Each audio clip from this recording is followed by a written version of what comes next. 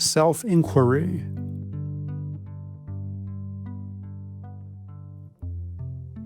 I was on a silent retreat many years ago with my teacher Adyashanti at the Vajrapani Institute. He was still relatively unknown as a teacher, so a small group of us were lucky enough to spend 10 days at a time with him a few times a year. We were gathered for our daily afternoon meeting where the students were given the opportunity to pose questions or give reports from the retreat.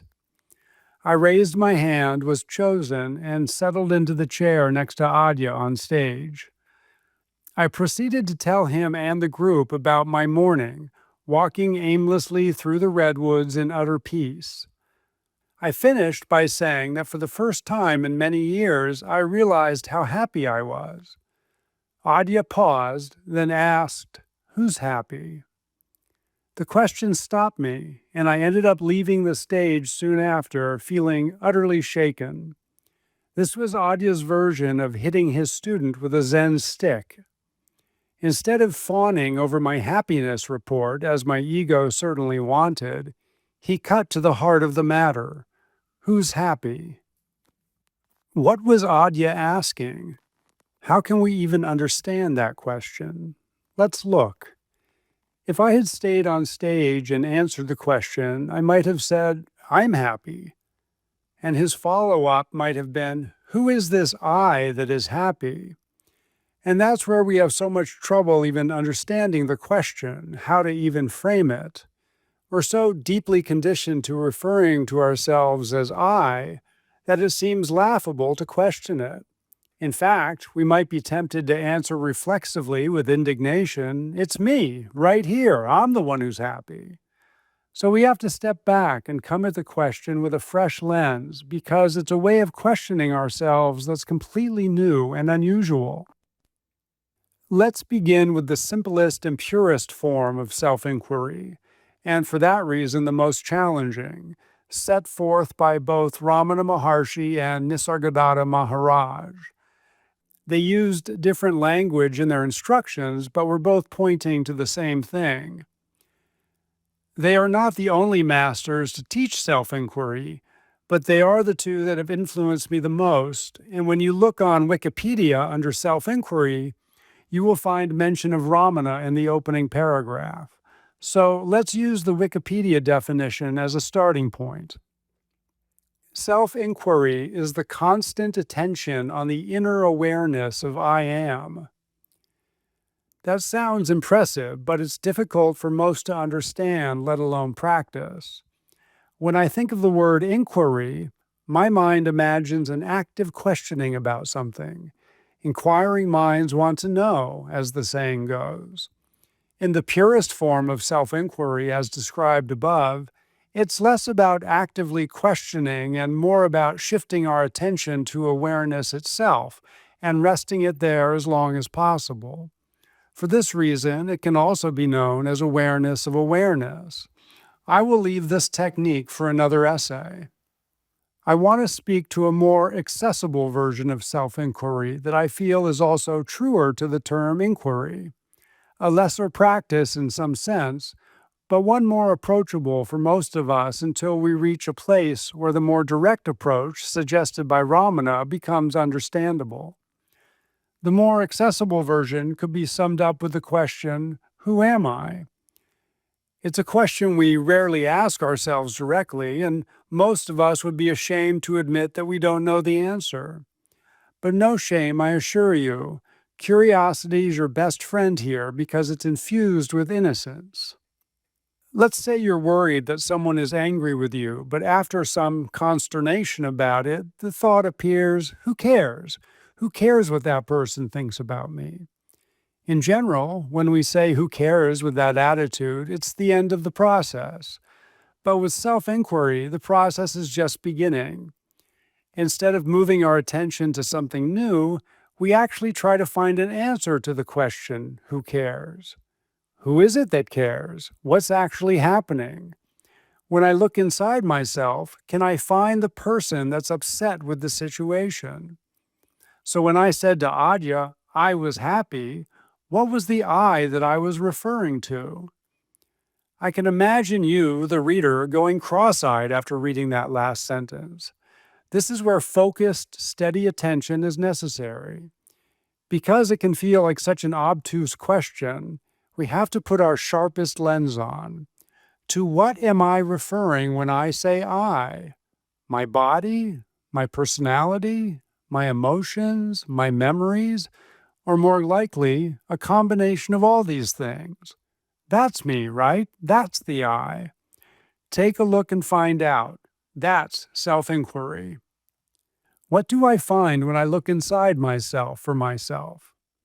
Read that last sentence slowly a few times. Even the language about self-inquiry is both strange and telling. It's correct grammatically, but it would suggest there is more than one of us. So, what do we find when we turn in and look for ourselves? When I refer to myself as I, it feels as though I'm referring to something real, solid, and tangible. When I get still and direct the question inside, can I find this solid I that I feel like I am? What do I find?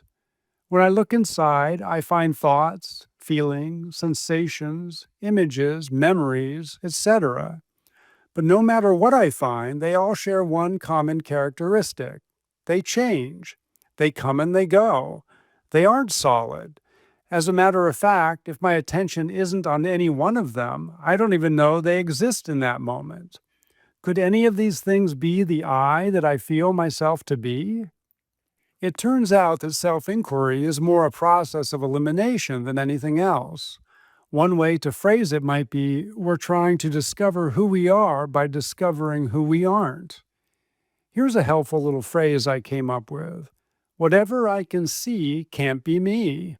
Meaning, in the paradigm as we know it, there are two. There's the seer and there's the seen, a subject and object. The subject, the seer, is the one that notices the object, the seen, come and go. The seer is constant, but the seen is not. If I'm the seer, then I can't also be what comes and goes. This would, of course, apply to everything that comes and goes, thoughts, feelings, sensations, etc. In essence, all experiences. But here's the rub. The seer can never see itself. That would create duality again, a seer seeing a seen. The seer can only know itself by being itself. So, in effect, the seer falls away as the subject, and there's just seeing. There's no seer, and there's no seen. There's just seeing happening now. This may seem advanced or obtuse, but you can test it for yourself right now. As you sit there looking at these words, notice that unless thought tells you so, the experience is seamless. No seer, no seen, just seeing. All one happening now.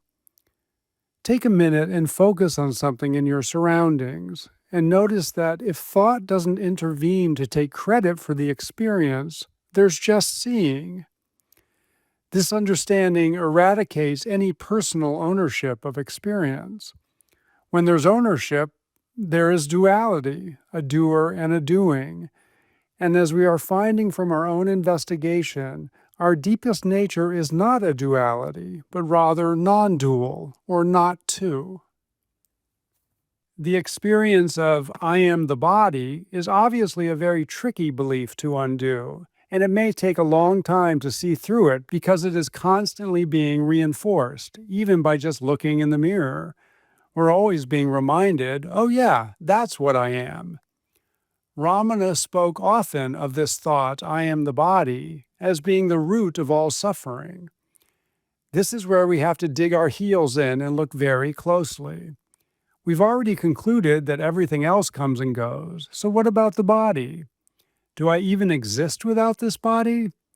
It's a necessary yet very challenging inquiry to embark on.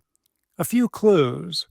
The body has obviously changed over time, but has your deepest sense of yourself?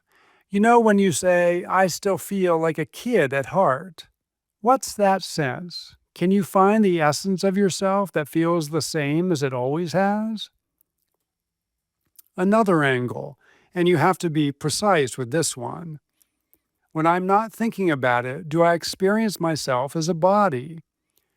Just to use one example, when you're completely focused on something you're working on, the experience of being in a body disappears. Be curious, be persistent. These kinds of self inquiry questions challenge our deepest beliefs about ourselves, and in my experience, need to be asked over and over again to break through these dense identities of who we imagine ourselves to be. This is also not to say that we are not our body and personalities and all the rest, but what we're looking for is a more fundamental nature, that which is ever present and unchanging. We're looking for our deepest nature, the one thing that makes all these other things possible. Once you get a feel for self inquiry, you can start to make it your own and use whatever questions give it juice. Keep it fresh, keep it creative. There are no rules. I've come up with all sorts of original self inquiry questions over the years that have proven powerful for me. I use them as long as they have juice and then move on. One of my recent favorites is there any difference between my experience of myself and my experience of this moment? I get quiet, drop the question in like a stone into still water, then gaze as long as I can into my direct experience now, holding the question gently in mind, remembering that I'm not looking for an answer in the form of thought. Not to spoil the fun, but I can't find any difference between my experience of myself and my experience of now. If we're earnest in our inquiry, we come to see that there is nothing to discover because what we are is not a thing.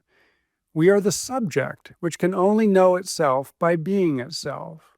It's hard to imagine nothing. The mind really struggles with understanding nothing because there's nothing to understand. The mind can only understand something. We've got to be something, right? So our search is always looking for something. And when we discover that it's nothing, it's very understandable why it was such a struggle to discover. And that's why we talk about there being an end to the search and instead a letting go. In that letting go, we find it. We discover ourselves as nothing, the fullness of nothing. Self inquiry can often be mistaken as an intellectual practice only, but if done properly, it's anything but. In fact, if applied with curiosity, it discourages the mind from further world building, a term I've borrowed from science fiction that means creating a believable, internally consistent imaginary world, which I think describes pretty darn well what we do in our minds using thought. When I began my first iteration of self-inquiry many years ago, every time I would notice myself think for example, I don't want to work, I would stop and ask myself, who am I? This proved to be quite potent because it was infused with genuine curiosity. The result being that each time I asked myself that question after noticing an I thought, my entire mind stream stopped its forward march so I could look for the answer.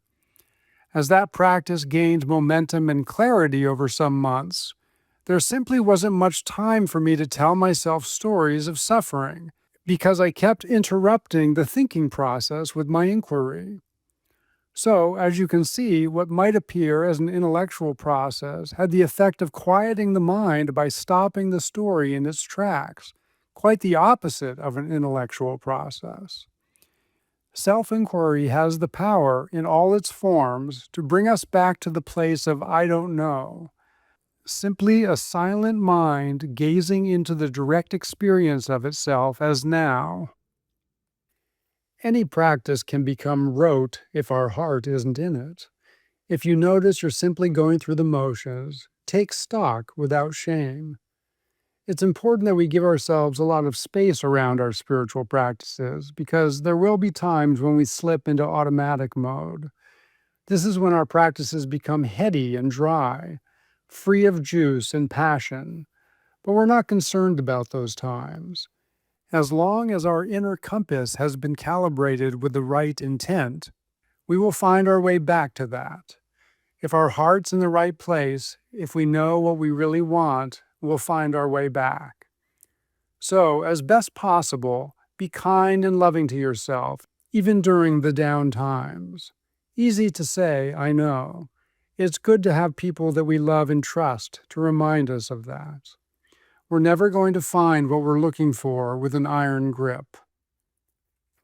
If you have genuine interest and give it a chance, self-inquiry will come alive in you and turn into what I call living inquiry. It no longer lives within the boundary of a practice session, but now becomes the operating system of our daily lives, quietly challenging our notions of ourselves. And as those old stories of ourselves fall away, we resist the urge to understand this empty stillness at our center at the level of mind. We can't. We can only be it. It's just this quiet, still being. I don't understand it, but in saying that, it implies that there's confusion. There's not. The presence is the understanding. The stillness is the understanding. There are no questions to be answered. There's just this. Without thought, there is only one thing I know, that I am, now. There's nothing to now. It's nothing and yet it's everything. And it is who we are, one and the same, us and now, timeless presence.